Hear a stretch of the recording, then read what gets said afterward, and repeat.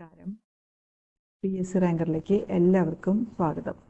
കഴിഞ്ഞ നവംബർ 2-ാം തീയതി, അതായത് 2/11/2024 PSC LGS വേരിയസ്, അതായത് കൊല്ലം, പാലക്കാട്, വയനാട്, കാസർഗോഡ് ജില്ലകളിലേക്കുള്ള പരീക്ഷ നടത്തിയിരുന്നു. അതിൻ്റെ കാറ്റഗറി കോഡ് 535/2023 ആണ്. ഈ പരീക്ഷയുടെ പ്രൊവിഷണൽ കീ ഓൾറെഡി വന്നു കഴിഞ്ഞാണ്.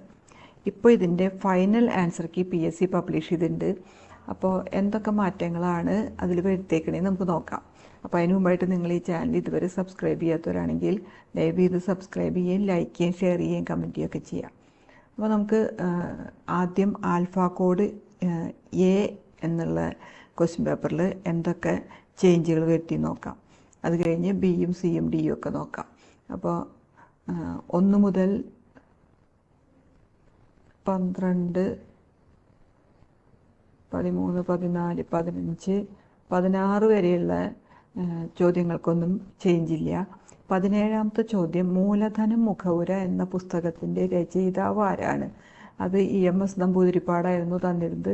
ആ ക്വസ്റ്റ്യൻ ഇപ്പോൾ ഡിലീറ്റഡ് ആക്കിയിട്ടുണ്ട്. ഇനി 18ാമത്തെ ചോദ്യം, താഴെ പറയുന്നവയിൽ ഇന്ത്യയുടെ സാമ്പത്തിക ആസൂത്രണവുമായി ബന്ധപ്പെട്ട് ശരിയല്ലാത്ത പ്രസ്താവന ഏത്? അത് C ആയിരുന്നു. അതിൻ്റെ അമേരിക്കൻ മോഡലായിരുന്നു ഇന്ത്യയുടെ പഞ്ചവത്സര പദ്ധതി. ആ ക്വസ്റ്റ്യൻ ഡിലീറ്റഡ് ആക്കിയിട്ടുണ്ട്. പിന്നെ 19ാമത്തെ ചോദ്യം, ഐക്യരാഷ്ട്ര സംഘടനയുടെ ലോക സന്തോഷ സൂചികയിൽ ഇന്ത്യയുടെ സ്ഥാനം 126 ആണ്. എത്ര രാജ്യങ്ങളെയാണ് ഈ വിഷയത്തിൽ പഠന വിധേയമാക്കിയത്? അപ്പോൾ ആ ചോദ്യവും ഡിലീറ്റഡ് ആക്കിയിട്ടുണ്ട് 19ാമത്തെ. ഇനി 20ാമത്തെ ചോദ്യത്തിന് മാറ്റമൊന്നുമില്ല. 21ാമത്തെ ചോദ്യം, താഴെ പറയുന്ന പ്രസ്താവനകളിൽ മുഹമ്മദ് യൂനസിനെ സംബന്ധിക്കുന്ന ശരിയായ പ്രസ്താവനകൾ ഏത്? അത് 1ാമത്തെ 3ാമത്തെ ആയിരുന്നു പ്രൊവിഷണൽ തന്നിരുന്നത്. ഇപ്പോൾ ആ ചോദ്യവും ഡിലീറ്റഡ് ആക്കിയിട്ടുണ്ട്. പിന്നെ 22, 23, 24 ചേഞ്ച് ഇല്ല. 25ാമത്തെ ചോദ്യം, ഉപദ്വീപീയ പീഠഭൂമിയെ സംബന്ധിച്ച തെറ്റായ പ്രസ്താവന ഏത് എന്നുള്ളത്. അത് അതിൻ്റെ 3 ഉത്തരങ്ങൾ, അതായത് ഉയരം കൂടിയ ഭാഗം മഹാബലേശ്വർ, ഇതിൻ്റെ ഭാഗമാണ് ഡെക്കാൻ പീഠഭൂമി. പിന്നെ വിന്ധ്യ, സത്പുര, ആരവല്ലി, പശ്ചിമഘട്ടം, പൂർവ്വഘട്ടം എന്നിവ ഇതിൻ്റെ ഭാഗമാണ്. ഇങ്ങനെ 3 പ്രസ്താവനകൾ തന്നിട്ടുണ്ടായിരുന്നു. ഇതൊന്നും അല്ല. 1ാമത്തെ പ്രസ്താവനയായിരുന്നു ഉത്തരം തന്നിരുന്നത് പ്രൊവിഷണൽ. ഇപ്പം അത് D ഇവയൊന്നുമല്ല എന്നാക്കി മാറ്റിയിട്ടുണ്ട്. അപ്പോൾ ആ ചോദ്യത്തിൻ്റെ ഉത്തരം ചേഞ്ച് വരുത്തിയിട്ടുണ്ട്.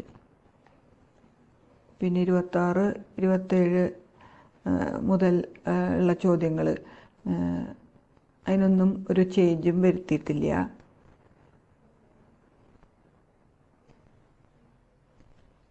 മുപ്പത്തേഴാമത്തെ ചോദ്യം വരെ പിന്നീട് മാറ്റില്ല. പിന്നെ 38ാമത്തെ ചോദ്യം, തിരുവല്ല പപ്പൻ എന്നറിയപ്പെടുന്ന തോമസ് വർഗീസ് ഏത് ഒളിമ്പിക് കായിക ഇനത്തിലാണ് മത്സരിച്ചത്? അത് ഫുട്ബോൾ എന്നായിരുന്നു പ്രൊവിഷണൽ പറഞ്ഞിരുന്നത്. ഇപ്പോൾ ആ ചോദ്യവും ഡിലീറ്റഡ് ആക്കിയിട്ടുണ്ട്. അപ്പോൾ പിന്നെ അങ്ങോട്ട് അവിടുന്ന് ബാക്കി ചോദ്യങ്ങൾക്കൊന്നും ഒരു വ്യത്യാസമില്ല. ബാക്കിയെല്ലാം പ്രൊവിഷണൽ ആൻസർ കീയിൽ തന്ന അതേ ഉത്തരങ്ങൾ തന്നെയാണ്. മാറ്റങ്ങളൊന്നും വരുത്തിയിട്ടില്ല.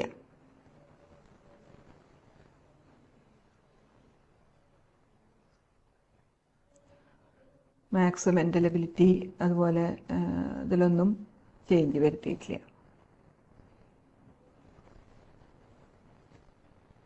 ഇതാണ് A ആൽഫ കോഡുകാർക്ക് വരുത്തിയിട്ടുള്ള ചേഞ്ച്. അതായത് 5 ചോദ്യം ഡിലീറ്റഡ് ആക്കി, 1 ചോദ്യം ചേഞ്ച് വരുത്തി. ഇനി B ആൽഫ കോഡുള്ളവരുടെ ചേഞ്ച്, 43ാമത്തെ ചോദ്യം ഡിലീറ്റഡ് ആക്കിയിട്ടുണ്ട്. പിന്നെ 56 ഡിലീറ്റഡ് ആക്കിയിട്ടുണ്ട്.